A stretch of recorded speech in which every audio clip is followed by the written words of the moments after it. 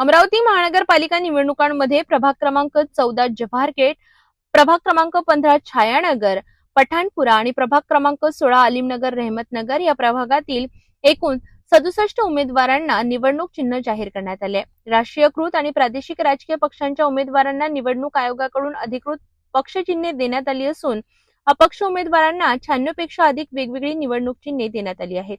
निवडणूक चिन्ह मिळताच अनेक अपक्ष उमेदवारांनी प्रत्यक्ष प्रचाराला सुरुवात केली आहे. प्रचार कार्यालय उघडणे तसेच लाऊडस्पीकर वाहनांचा वापर करण्यासाठी निवडणूक आयोगाची पूर्व परवानगी घेणे बंधनकारक असल्याचे प्रशासनाने स्पष्ट केले आहे. यासाठी उमेदवारांकडे वाहनाचा आरसी, ड्रायव्हिंग लायसन्स आणि वैध इन्शुरन्स असणे आवश्यक आहे. तसेच निवडणूक लढविणाऱ्या प्रत्येक उमेदवाराने दररोजचा निवडणूक खर्चाचा तपशील तहसील कार्यालयात सादर करणे बंधनकारक आहे.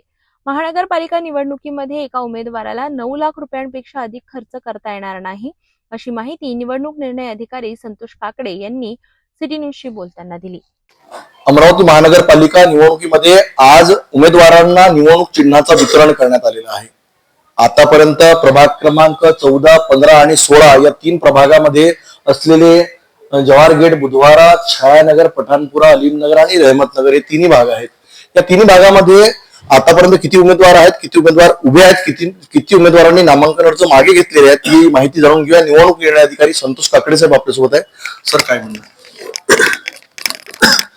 प्रभाग क्रमांक 14, 15, 16 साठी कालपर्यंत नामनिर्देशन पत्र मागे घेण्याची मुदत होती.